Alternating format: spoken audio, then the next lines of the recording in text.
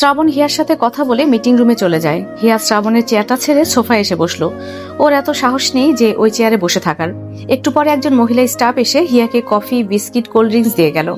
সাথে টুকটাক কথাও বলে গেল। বিকাল হয়ে গেল। শ্রাবণ তাড়াতাড়ি মিটিং শেষ করে ফিরে এলো হিয়ার কাছে। হিয়া উঠে দাঁড়িয়ে বলল, আপনার মিটিং শেষ? শ্রাবণ দরজা লক করে এগিয়ে এসে মাথা নাড়িয়ে বলল, হুম, আসল মিটিং এখনো শেষ হয়নি। তাহলে যান, কোথায় যাব? মিটিংটাই তো আপনার সাথে। হিয়া বলে বসলো, আপনার জন্য খাবার এনেছি। শ্রাবণ ইচ্ছা করে একটু গাছাড়া ভাব নিয়ে বলল, তো কি করব? হিয়া কপালে ভাঁজ ফেলে বলল, কি করব মানে? খাবেন?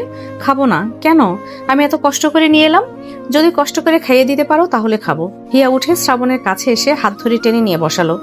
এরপরে টিফিন ক্যারিয়ার থেকে খাবার প্লেটে ঢেলে খাইয়ে দিতে লাগলো। শ্রাবণ 2 লোকমা খাওয়ার পর জিজ্ঞাসা করলো, তুমি খেয়েছো? বাড়ি থেকে খেয়ে এসেছি। ও আচ্ছা, তোমার এই অফিস ভালো লেগেছে? খুব ভালো লেগেছে। খাওয়া শেষ হলে তোমাকে নিয়ে যাব, সবার সাথে পরিচয় করাবো। বলবো মিসেস শ্রাবণ। কেমন হবে? হিয়া হেসে বলল, খুব ভালো হবে। সন্ধ্যাবেলা তৌকি সাহেব আর সাবিহা চৌধুরী চলে গেলেন হিয়ার বাবার বাসায়। পরশু তো ছোট ছেলের বিয়ে, ফোন করে আগেই আসতে বলেছেন। তাও আবার ওনারা দুজন গিয়ে ওনাদের বলে আসবেন। না বলে আসলেও ভালো দেখায় না। পরদিন সকালেই বিয়ের কার্যক্রম শুরু হয়ে গেল। আজকে ছোট করে হলুদ সন্ধ্যা হবে। রাতে আবার কাব্য, শ্রাবণ আর ওদের বন্ধুরা মিলে নেহাদের বাসায় যাবে। বলা যায় ট্রেন্ড হয়ে গেছে গায়ে হলুদের রাতে মেয়ের বাড়িতে গিয়ে সারপ্রাইজ দেওয়া। এই বাড়িতে মেয়ে বলতে হিয়া আর রিয়া। রিয়া পার্লার থেকে সেজে এসেছে, আর হিয়া নিজে নিজেই কাঁচা হলুদ শাড়ি আর তার সাথে ম্যাচিং করে অর্নামেন্টস। তবে দেখে মনে হচ্ছে যেন পার্লার থেকে সেজে এসেছে। শ্রাবণ পরেছে সাদা রঙের পাঞ্জাবি আর গলায় লাল রঙের ওড়না। সব ছেলেরাই তাই পরেছে। শ্রাবণ এত কাজের মাঝে ফোনটা রাখতে রুমে ফিরল। হিয়া সেজে গুজে সব জিনিস গুছিয়ে রাখছিল। শ্রাবণ হিয়াকে দেখে অবাক হয়ে দরজায় হেলান দিয়ে বুকে হাত গুজে বলল, বলছি আমি কি ভুল করে এই ঘরে ঢুকে পড়লাম নাকি? হিয়া শ্রাবণকে খেয়াল করে তাকিয়ে বলল, অন্যের বউয়ের ঘরে ঢুকে পড়েছেন। এখন আমার স্বামী এসে দেখলে আপনাকে ইচ্ছা মতো কেলাবে। শ্রাবণ ভুরু কুসকে বলল, তাই নাকি? শ্রাবণ এগিয়ে এলো, হিয়াকে ধরে বলল, বিয়ে বাড়িতে অনেক লোক, কিন্তু অনেক ছেলেও আছে। তাই বিনীতভাবে অনুরোধ রইল তাদের থেকে দূরে থাকার। হিয়া শ্রাবণের পাঞ্জাবির বোতাম ঠিক করে দিতে দিতে বলল, আপনার কাছেও অনুরোধ রইল, মেয়েদের থেকে দূরে থাকবেন। যদি দেখেছি ওইখানে মেয়েদের সাথে দাঁড়িয়ে রয়েছেন, তাহলে ওইখানে খবর করে ছাড়বো। শ্রাবণ মাথা নাড়িয়ে বলল, ঠিক আছে, তোমার কথাই থাকবে। এখন চলো। দাঁড়ান 1 মিনিট। হিয়া বিছানা থেকে সব জুয়েলারি, মেকআপ সব ঠিকঠাক করে রেখে চলে গেল শ্রাবণের সাথে। ওরা দুজন বের হতেই রিয়া টিপটিপ পায়ে শ্রাবণের রুমে ঢুকলো। ভেতর থেকে দরজাও লাগিয়ে দিল। অনেকটাই রাত হলো শ্রাবণের ফিরতে। সবাই টায়ার্ড। কাব্য নিজের রুমে চলে গেল, আর বাকি সব কাজিনরা ওদের বন্ধুরা গেস্ট রুমে। শ্রাবণ গাড়িটা পার্ক করে ঢুকলো। হিয়া ড্রয়িং রুমে বসেছিল, হাতে শুকিয়ে যাওয়া মেহেদি তুলছিল। শ্রাবণ ওর পাশে এসে বসে মুখ বেঁকিয়ে বলল, যার বিয়ে তার খবর নাই, আর তোমার সাজগোজের শেষ নাই। হিয়া মুখ ফুলিয়ে নিল। সাবিহা চৌধুরী ছেলের পিঠে হালকা চাপড় মেরে বলল, তোমার এত ওর সাজগোজ নিয়ে মাথা ব্যথা কেন? বাড়িতে তো এই একটাই মেয়ে, ও সাজবে না তো কে সাজবে? হিয়া মাথা নাড়িয়ে বলল, মা ঠিক বলেছেন। শ্রাবণ উঠিয়ে দাঁড়িয়ে বলল, ঠিক ভুল পরে, এখন রুমে চলো। আল্লাহ রাতটা দিয়েছে, একটু ঘুমাই, চলো। এগুলো বাদ দাও এখন, আবার কালকে। হিয়া ধপ করে দাঁড়িয়ে বলল, প্রতিদিন যখন অনেক রাত পর্যন্ত অফিসের কাজ করেন তখন ঘুম ধরে না, আর আজকে বাড়িতে বিয়ের অনুষ্ঠান, আজকে ঘুমে তলিয়ে যাচ্ছে। তলিয়ে যাচ্ছি। যাবে? হিয়া মুখ ভেঙচি দিয়ে সিঁড়ির দিকে গেল। ওদের এমন ঝগড়া দেখে সাবিহা চৌধুরী হেসেই দিলেন। শ্রাবণ রুমে এসে একটানে পাঞ্জাবিটা খুলে সোফার দিকে ছুঁড়ে মারল আর বলল, কি ছাতার মাথা মানুষ এগুলো পরে? হিয়া বিড়বিড় করে বকতে বকতে ওয়াশরুমে চলে গেল হাত ধুতে। হাত ধুয়ে রুমে এসে ড্রেসিং টেবিলের সামনে বসলো। একে একে চুলগুলো ভালো করে আঁচড়ে নিল, জুয়েলারিগুলো খুলে রাখলো। শ্রাবণ টি শার্ট আর হাফ প্যান্ট নিয়ে ওয়াশরুমে চলে গেল। ফ্রেশ হয়ে বের হলো। এরপর দরজা লাগিয়ে বিছানায় এসে বসলো। বিছানার সাইডে টেবিলে থেকে পানির গ্লাসটা নিয়ে পানি খেয়ে শুয়ে পড়লো। হিয়া মেকআপ রিমুভ করে উঠে কাভারের কাছে এলো। এখন আরেকটা শাড়ি বের করলো। শ্রাবণ উঠে বসে বলল, থাক, এখন আর শাড়ি পরতে হবে না। হিয়া শাড়ি হাতে নিয়ে দাঁড়িয়ে বলল, তাহলে কি পরবো? শ্রাবণ হিয়ার দিকে তাকিয়ে বাঁকা হেসে বলল, শাড়ি না পরেও আসতে পারো, আমি না করব না। হিয়া চোখ রাঙিয়ে তাকিয়ে বলল, অসভ্য লোক কোথাকার। শ্রাবণ ঠোঁট কামড়ে হেসে বলল, আরে একদিন শাড়ি না পরে নাইটিও তো পরে আসতে পারো। বলা যায় একদিন সারপ্রাইজ দিলে। হিয়া ঝাড়ি মেরে বলল, আপনার না ঘুম পাচ্ছে, ঘুমান। শ্রাবণ আগের ন্যায় শুয়ে বলল, বউ থাকলে কি আর ঘুম আসে? শুধু বউ স্বপ্নে ঘোরে। বলে, আমাকে একটু জড়িয়ে ধরো। হিয়া চলে গেল ওয়াশরুমে। ফ্রেশ হয়ে বের হলো সফট জর্জেটের একটা শাড়ি পরে। খুব টায়ার্ড লাগছে, তাই লাইট নিভিয়ে এসে পানি খেয়ে শুয়ে পড়লো। শ্রাবণ ফোন স্ক্রল করছিল। হিয়া ফোনটা টান দিয়ে নিয়ে অফ করে বালিশের নিচে রাখলো। এরপরে বরাদ্দকৃত জায়গা শ্রাবণের বুকে মাথা রেখে ঘুমিয়ে পড়লো। সকাল হতেই হিয়া এই শাড়ি পাল্টে অন্য একটা শাড়ি পরে নিল। বাড়ি ভর্তি মানুষ, এই শাড়ি পরে যাওয়া যাবে না। শ্রাবণ ওঠেনি, আর মনে হয় না 10টার আগে উঠবে। রাতে বলে দিয়েছে ওকে যেন কেউ ডাক না দেয়। হিয়া রুম থেকে বেরিয়ে দরজা লক করে চলে গেল। সকাল 9টার দিকে রিয়া নিচে নামলো। ড্রয়িং রুমে তৌকির চৌধুরী আর হামিদ শিকদার বসে কথা বলছিলেন। হিয়া চা এনে দিল। রিয়া সবার সামনে হিয়াকে বলল, আপু শ্রাবণ ভাইয়া ওঠেনি? না ওঠেনি। ও। রিয়া চলে গেল ওপরে। উদ্দেশ্য শ্রাবণকে ডেকে তুলবে। যেই ভাবা সেই কাজ। ও শ্রাবণের রুমের সামনে এসে দাঁড়ালো। রুমের দরজাটা খুলে ভেতরে ঢুকলো। শ্রাবণ হিয়া এসেছে ভেবে আবার চোখ বন্ধ করে রাখলো। রিয়া এসে দেখলো শ্রাবণ উবু হয়ে শুয়ে আছে। এদিকে হিয়ার মনে কেমন একটা খুঁতখুত লাগছে, তাই উপরে চলে এলো।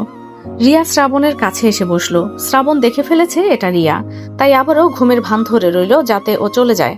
কিন্তু রিয়া গেল না, বরং কাপা কাপা হাতে শ্রাবণের পিঠে হাত রেখে ডাকলো, ভাইয়া উঠবে না ভাইয়া? শ্রাবণ চোখ খুলে তাকালো, এরপর উঠে বসলো। কপাল কুঁচকে বলল, তুই এখানে কিছু বলবি? না মানে নিচে সবাই বসে কথা বলছে, সেখানে তোমাকে দেখতে পেলাম না তাই এলাম। এসে দেখলাম তুমি ঘুমিয়ে আছো, তাই ডাকলাম। শ্রাবণ কিছু বলবে ঠিক তখনই হিয়া হুড়মুড় করে রুমে ঢুকলো। এসে শ্রাবণকে সজাগ দেখে অবাক হলো। আর এর থেকেও বেশি অবাক হলো রিয়াকে ওর পাশে বসে থাকতে দেখে। রিয়া হিয়াকে দেখে হেসে বলল, আপু এসে দেখলাম শ্রাবণ ভাইয়া ঘুমাচ্ছে। সবাই নিচে কথা বলছে, মজা করছে, আর ভাইয়া সেখানে নেই, তাই ভাইয়াকে ডেকে তুললাম। হিয়া দাঁত চেপে সোফার কাছে এসে ওর আর শ্রাবণের জামা কাপড়গুলো নিয়ে বাস্কেটে রাখলো। এরপর একটা ওড়না দিয়ে খুব জোরে জোরে সোফা ঝাড়তে লাগলো। এক এক বাড়ি যেন সোফায় দিচ্ছে না, মনে হচ্ছে সেগুলো রিয়াকেই দিচ্ছে। শ্রাবণ তৎক্ষণাৎ বিছানা থেকে নামতে নামতে রিয়াকে বলল, তুই যা, আমি আসছি। ঠিক আছে। রিয়া চলে গেল। শ্রাবণ তড়িৎ পায়ে ওয়াশরুমে চলে গেল। হিয়া রাগে হিড়হিড় করে বিছানা গুছিয়ে রাখলো। ইচ্ছে করছে এই শ্রাবণকে তুলে একটা আছাড় মারতে। রাতে বলল যে সকালে যেন ওকে কেউ না ডাকে, আর সকালে অন্য মেয়ের ডাকে ঠিকই উঠে পড়লো। কতটা খচ্চর লোক। শ্রাবণ ফ্রেশ হয়ে এসে টাওয়ালটা বিছানায় রাখলো। হিয়া বিছানার হেডবোর্ডে হেলান দিয়ে হাঁটু ভাঁজ করে বসে আছে। শ্রাবণ এগিয়ে এসে মুখে হাসি রেখে বলল, বলছি কি হয়েছে, রেগে আছো কেন? হিয়া কিছু বলল না, অন্যদিকে তাকিয়ে রইল। শ্রাবণ বিড়বিড় করে বলল, এই রে হয়ে গেছে। হিয়া শ্রাবণের দিকে তাকিয়ে মুখ ভেঙচি দিয়ে আবার অন্যদিকে তাকিয়ে রইল। শ্রাবণ আরো কাছে এসে বলল, বৌজান সরি, আর হবে না তো। শ্রাবণ এই প্রথমবার মনে হয় সরি বলল হিয়াকে। এর আগে বলেছে কিনা ও বলতে পারবে না, তবে বেশিরভাগ এইবারই প্রথম বলল। হিয়া শ্রাবণের দিকে তাকিয়ে বলল, সরি বলছেন কেন? তুমি রাগ করেছো বলে? আমি রাগ করিনি, জেলাস হচ্ছে আমার। শ্রাবণ হেসে বলল, ও তাহলে রাগ করোনি? তাহলে আমার সরিটা ফেরত দাও। হিয়া নাক মুখ কুঁচকে বলল, সরি ফেরত দেবো মানে? শ্রাবণ সোজা হয়ে বসে বলল, রাগ করনি তাহলে শুধু শুধু সরি বললাম যে। হিয়া বিছানা থেকে নেমে যেতে যেতে বলল, আমাকে বলল যে ডেকো না, আর ঠিকই পরের ডাকে উঠে বসেছিল। দেখবেন আজ সারাদিন একটা কথাও বলবো না, বলেই চলে গেল। শ্রাবণ ফোঁস করে শ্বাস ছেড়ে বলল, তোমাকে কথা বলানো আমার কাছে কোনো ব্যাপারই না। তবে রিয়া কেন এসেছিল এই ঘরে? ও যে আমাকে ডাকতে আসেনি এটা তো শিওর। এর একটু পরে হিয়া কফি নিয়ে এলো শ্রাবণের জন্য। শ্রাবণের সামনে ধরে রাখলো, তবুও কথা বলল না। শ্রাবণ হিয়াকে কথা বলাতে বলল, এটা কার জন্য? হিয়া কিচ্ছু বলল না। কফিটা জোরপূর্বক শ্রাবণের হাতে দিয়ে ড্রেসিং টেবিলের কাছে চলে এলো। এ সময় সাবিহা চৌধুরী নক করে রুমে ঢুকলেন। তিনি এসে অস্থির কণ্ঠে হিয়াকে বললেন, হিয়া তোমাকে যে নতুন বইয়ের গহনা দিয়েছিলাম সেগুলো দাও তোমা। হিয়া দিচ্ছি বলে চাবি নিয়ে কাভার্ড খুললো। সামনেই গহনাগুলোর বাক্স রেখেছিল, সেটা দেখতে পাচ্ছে না। ওর নিজের গয়নার বাক্স আছে, কিন্তু নতুন বাক্সটা পাচ্ছে না। সাবিহা চৌধুরীকে তৌকির চৌধুরী ডেকে উঠায় তিনি বললেন, হিয়া তুমি এগুলো নিয়ে আমার ঘরে একটু এসো তো, আমি যাচ্ছি। ঠিক আছে মা, যাচ্ছি। সাবিহা চৌধুরী চলে যেতেই হিয়া দরজাটা লাগিয়ে দিয়ে কাভার্ডের কাছে এলো। পুরোটা কাভার্ড খুঁজে দেখলো, কিন্তু সেই বাক্সটা পেল না। তড়িৎ পায়ে ড্রেসিং টেবিলে এসে খুঁজলো, সেখানেও নেই। সাইড টেবিলেও রাখিনি। হিয়া ঘামতে শুরু করলো, অথচ এসি অন। শ্রাবণ এগিয়ে এসে বলল, কি হয়েছে, কি খুঁজছো? হিয়া থমথমে কণ্ঠে বলল, মা নতুন বইয়ের গহনাগুলো আমার কাছে দিয়েছিল, আমি সেগুলো এখানে রেখেছিলাম, কিন্তু পাচ্ছি না। সব জায়গায় খুঁজলাম।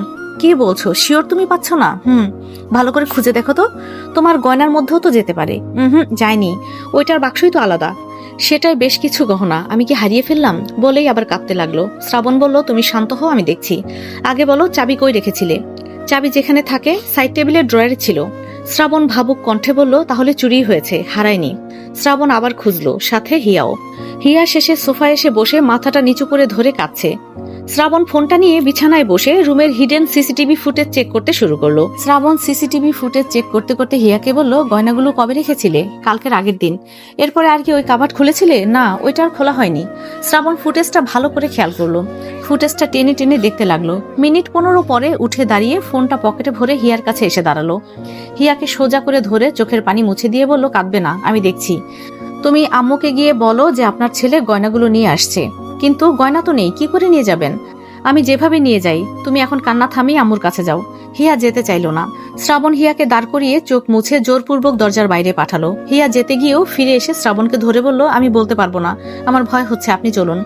শ্রাবণ চোখ গরম করে তাকালো। হিয়া আমতামতা করে চলে গেল। এতগুলো গয়না কি করে হারিয়ে গেল না চুরি গেল ওর মাথাতেই ধরছে না। ও সাবিহা চৌধুরী রুমের সামনে গিয়ে দাঁড়ালো। ভেতরে ঢোকারও সাহস হচ্ছে না। সাবিহা চৌধুরী হিয়াকে দেখে বললেন, কি হলো, ভেতরে আসো, ওখানে দাঁড়িয়ে কেন? হিয়া ভেতরে ঢুকলো। তৌকির চৌধুরী সোফায় বসে ফোনে কথা বলছেন। হিয়া গিয়ে বিছানায় বসে সাবিহা চৌধুরীকে বলল, মা, গয়নার বাক্স আপনার ছেলের কাছে, উনি নিয়ে আসছে। সাবিহা চৌধুরী হেসে বললেন, ও শ্রাবণ নিয়ে আসছে, ঠিক আছে। আর হ্যাঁ, দেখো তো কোন শাড়িটা পরবো আজকে। হিয়া একটা শাড়ি সিলেক্ট করে বলল, এটা পরবেন, এইটাতেই মানাবে।